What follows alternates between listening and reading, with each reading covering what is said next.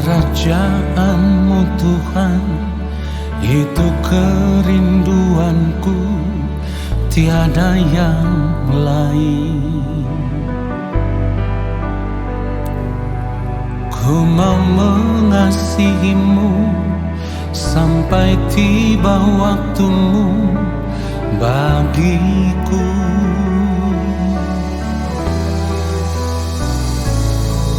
Menghormati-Mu Tuhan dengan segenap jiwaku selama ku hidup. Ku mau jadi anak-Mu yang taat dan setia selamanya. Ku mau seperti Yesus, ku mau seperti Yesus. Selama hidup hanya melakukan kehendak Bapa. Ku mau seperti Yesus,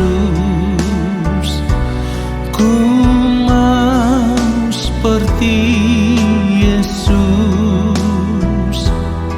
Senangkan hati Bapa, hidup menjadi berkat, memuliakan nama-Nya.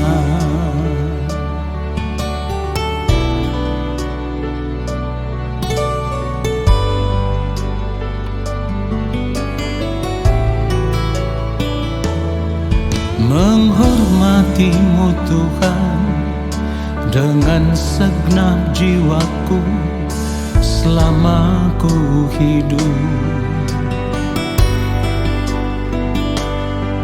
Ku mau jadi anak-Mu yang taat dan setia selamanya.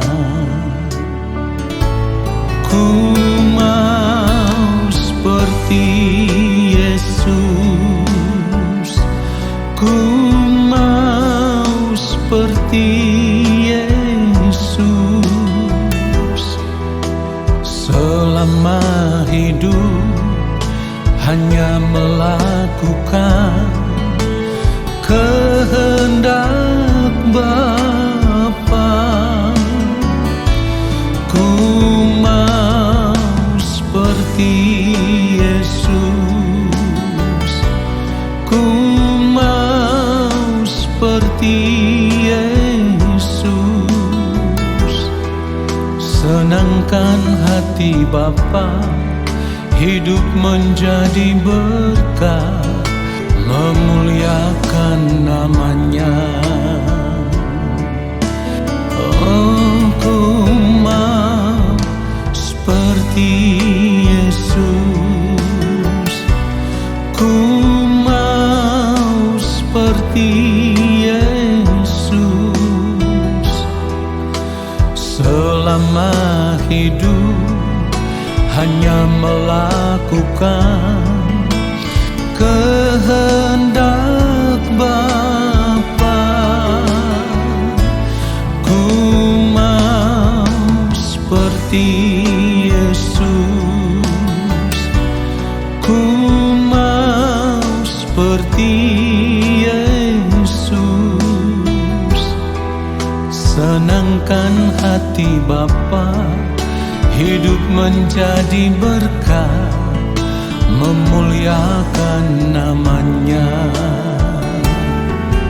Oh, senangkan hati Bapa, hidup menjadi berkat, memuliakan nama-Nya.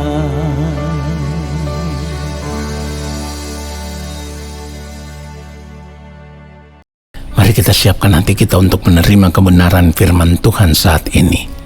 Mari kita berdoa. Allah Bapa yang Maha Kudus, Allah yang Maha Mulia, Allah yang Maha Agung, kami hendak mempersiapkan hati dan pikiran kami. Kami rindu menanti-nantikan Bapa berbicara bagi kami, menyampaikan isi hati Bapa kepada kami lewat setiap kebenaran firman Tuhan yang akan kami dengar saat ini. Kuduskanlah setiap kami yang maha mulia. Apapun pelanggaran salah dan dosa kami mohon pengampunan Bapa, supaya oleh pengampunan-Mu saat ini kami dipandang layak di hadapan-Mu ya Allah. Dan biarlah kami menerima kebenaran firman-Mu. Firman-Mu itulah yang mengubah setiap kami. Di dalam nama Tuhan Yesus Kristus, kami siapkan hati kami untuk menerima kebenaran firman Tuhan saat ini. Amin. Saudara yang dikasihi oleh Tuhan Yesus Kristus, kita akan melihat kebenaran firman Tuhan. Kita baca kebenaran firman Tuhan Filipi 1 ayat 21. Karena bagiku hidup adalah Kristus dan mati adalah keuntungan. Saudaraku, kebenaran firman Tuhan ini harus menjadi prinsip hidup kita sebagai orang percaya.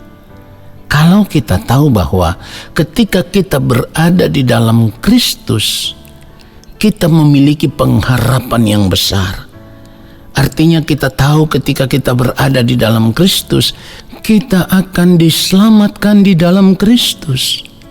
Itulah maksud dari kalimat, karena bagiku hidup adalah Kristus dan mati adalah keuntungan. Saudaraku, prinsip hidup seperti ini akan membuat kita sudah tidak lagi mengarahkan fokus hidup kita tertuju kepada perkara-perkara duniawi yang sia-sia. Karena kita tahu perkara-perkara duniawi itu tidak bernilai kekal. Sifatnya hanya sementara, fana, sama sekali tidak memiliki nilai hidup yang kekal, saudaraku.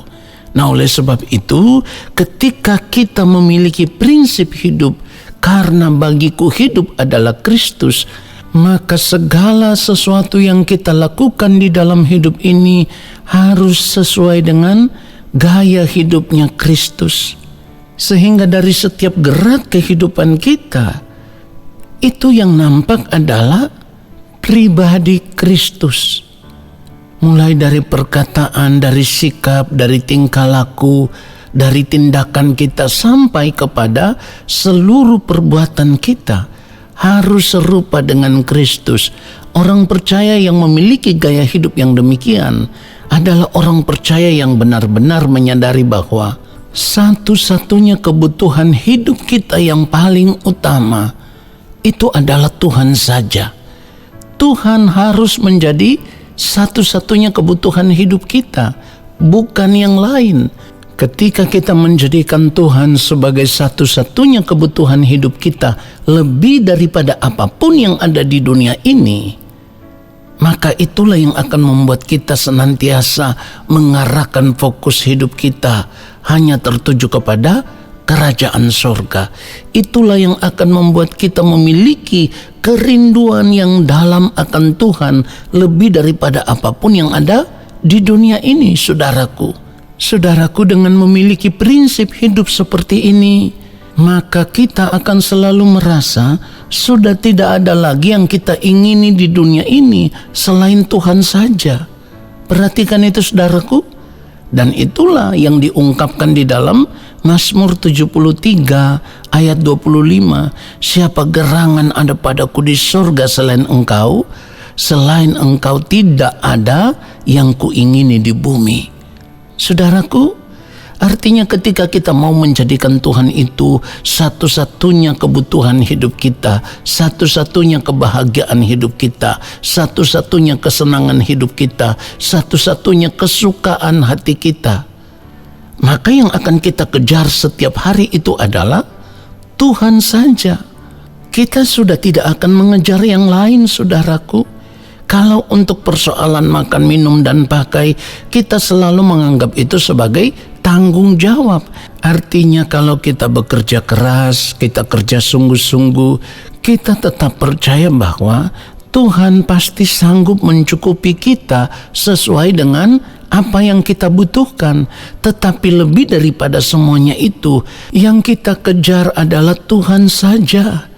Karena kita ingin menjadi pribadi yang benar-benar ditemukan di hadapan Tuhan, itu pribadi yang berkenan. Perhatikan itu saudaraku. Orang percaya yang hanya mau mengejar Tuhan saja, artinya semakin hari mau terus belajar apa yang menjadi kehendak Tuhan, apa yang baik, yang berkenan kepada Allah dan yang sempurna, lalu hidup melakukan semuanya itu, maka batinianya akan diubah dari hari lepas hari, sehingga manusia batinianya akan semakin dimurnikan. Batinnya yang semakin hari semakin dimurnikan, batinnya yang semakin hari semakin serupa dengan Kristus. Itu yang harus kita capai sebagai orang percaya. Rasul Paulus menggambarkan akan hal itu kalau kita melihat di dalam Filipi pasal yang ketiga. Lalu kita mulai membaca dari ayatnya yang ke-10. Yang ku kehendaki ialah mengenal Dia dan kuasa kebangkitannya dan persekutuan dalam penderitaannya, di mana aku menjadi serupa dengan Dia dalam kematiannya. Ayat 11, supaya aku akhirnya beroleh kebangkitan dari antara orang mati. Perhatikan ayat 12 saudaraku. Bukan seolah-olah aku telah memperoleh hal ini atau telah sempurna, melainkan aku mengejarnya, kalau aku dapat juga menangkapnya, karena aku pun telah ditangkap oleh Kristus Yesus. Jadi kalau sekarang kita sudah berada di dalam Kristus, di mana Rasul Paulus menggambarkan itu, karena aku pun telah ditangkap oleh Kristus Yesus, maka saat ini seharusnya yang perlu kita kejar itu adalah kesempurnaan hidup kita, saudaraku, bukan yang lain. Yang harus kita kejar itu adalah perkenanan hidup kita di hadapan Allah Bapa di sorga. Dari apa yang diungkapkan oleh Rasul Paulus ini, kita bisa menangkap kebenaran yang sangat luar biasa. Di mana yang pertama, Rasul Paulus menginginkan supaya ia bisa serupa dengan Kristus. Perhatikan itu. Dan yang kedua, supaya pada akhirnya di balik kematian nanti ia beroleh kebangkitan dari antara orang mati. Ini tujuan hidup orang percaya yang sesungguhnya, saudaraku. Kita itu tidak memiliki tujuan hidup yang lain.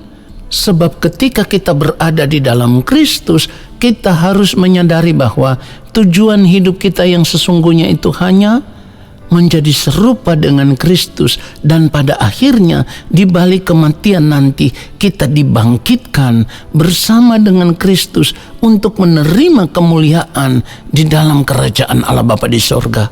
Saudaraku, ini harus menjadi cita-cita hidup kita satu-satunya. Ini harus menjadi impian hidup kita satu-satunya yang ingin kita capai. Jadi selama kita masih hidup di dunia ini, sudah tidak ada lagi cita-cita hidup yang lain, impian hidup yang lain yang kita anggap itu membahagiakan, menyenangkan, menyukakan hati kita. Karena semua yang ada di dunia ini sia-sia. Tanggung jawab kita memang ada, ya.